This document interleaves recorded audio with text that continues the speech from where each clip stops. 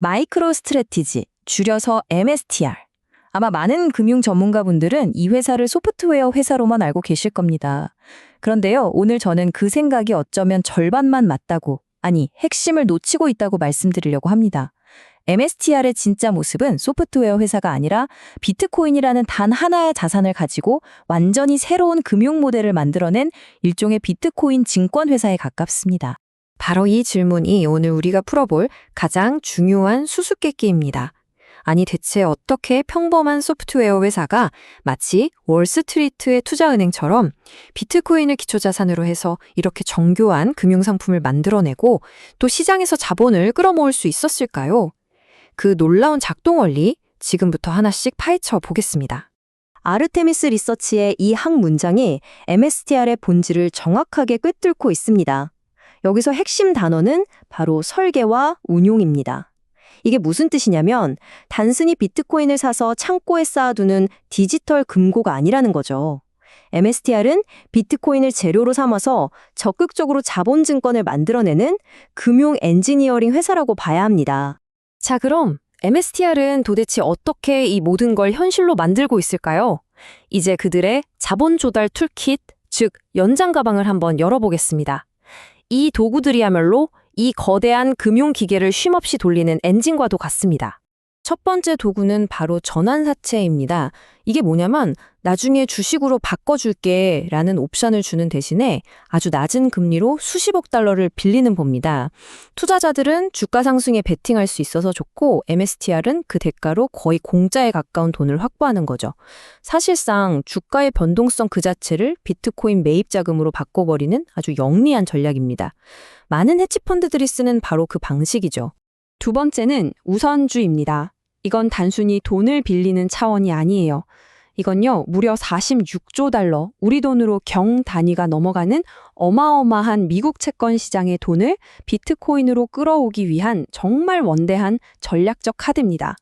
안정적인 배당 수익을 원하는 연기금이나 보험사 같은 기관들에게 아주 익숙한 형태로 비트코인 투자 기회를 열어준 셈이니까요. 그리고 세 번째, 이게 진짜 MSTR 전략의 심장이라고 할 수 있는 ATM, 즉 시장가 발행입니다. MSTR 주식이 실제 보유한 비트코인 가치, 즉 NAV보다 비싸게 거래될 때 바로 그 프리미엄이 붙은 가격으로 신주를 시장에 내다 파는 방식입니다. 이 프리미엄이야말로 MSTR 전략의 진짜 연료거든요. 덕분에 MSTR은 일반 투자자가 직접 비트코인을 사는 것보다 결과적으로 더 싸게 비트코인을 사 모으는 효과를 만들어냅니다. 이 전략이 어떻게 예술의 경지로 가는지 한번 시나리오를 그려볼까요? 첫째, MSTR이 S&P 500 같은 대표 지수에 편입됩니다. 그럼 어떻게 될까요? 그렇죠. 지수를 따라가는 거대한 펀드들이 자기 의사와 상관없이 MSTR 주식을 기계적으로 사들여야 합니다. 주가와 NAV 프리미엄은 당연히 치솟겠죠. MSTR은 바로 이 완벽한 타이밍을 놓치지 않고 대규모 ATM을 실행하는 겁니다. 결과적으로 가장 비싼 값의 주식을 팔아서 막대한 자본을 조달하고 주당 비트코인 보유량을 늘리는 거죠. 이건 뭐 금융공학의 정수라고 할 수 있습니다. 자, 이렇게 똑똑하게 돈을 모았어요. 그럼 이제 MSTR은 이 비트코인이라는 단 하나의 재료를 가지고 마법을 부리기 시작합니다.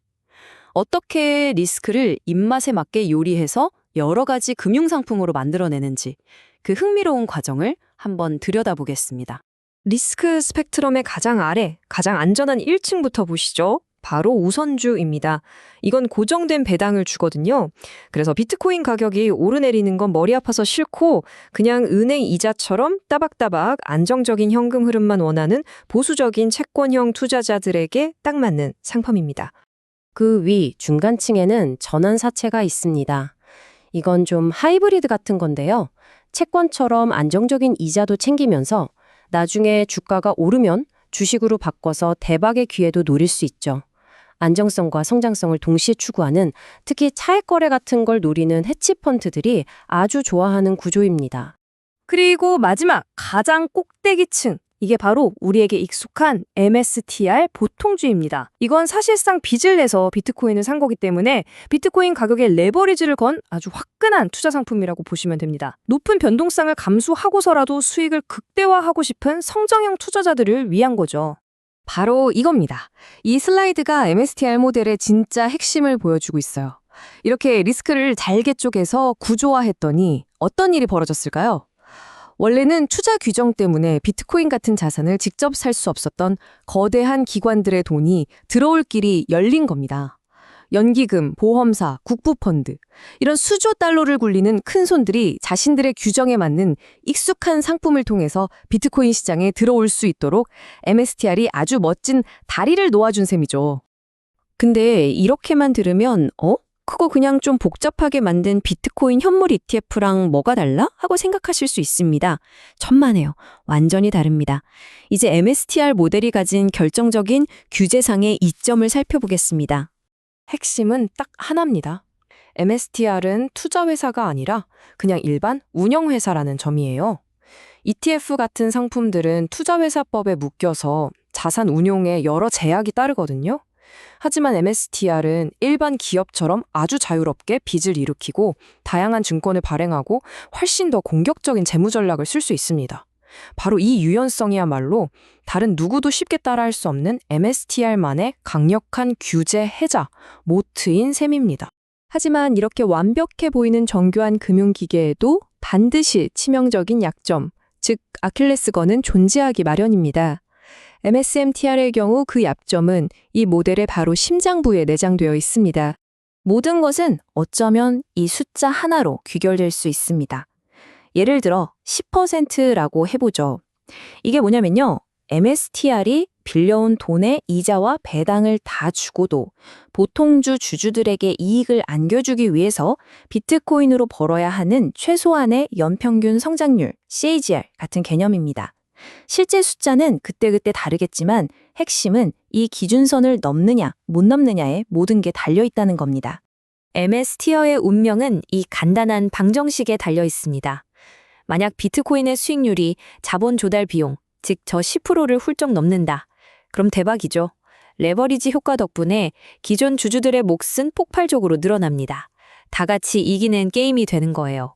자, 그런데 반대로 수익률이 10%를 밑돌면 어떻게 될까요?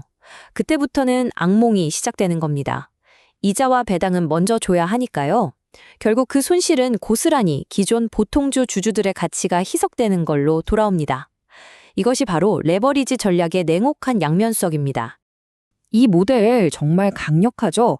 그렇다면 이런 의문이 들 수밖에 없습니다.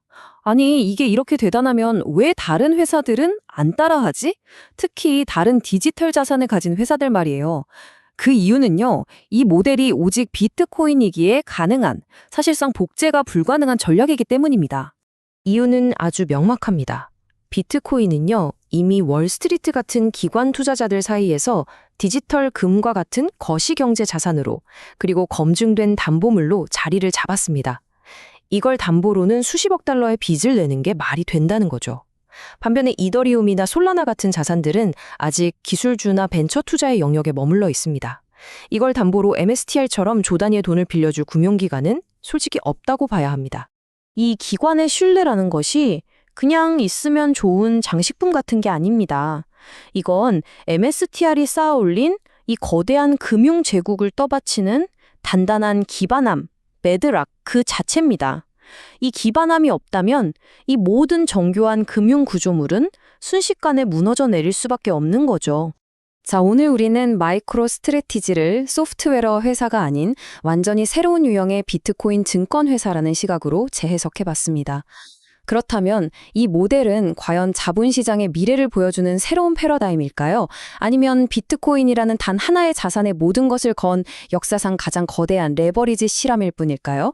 그 판단은 이제 여러분의 몫으로 남겨두겠습니다.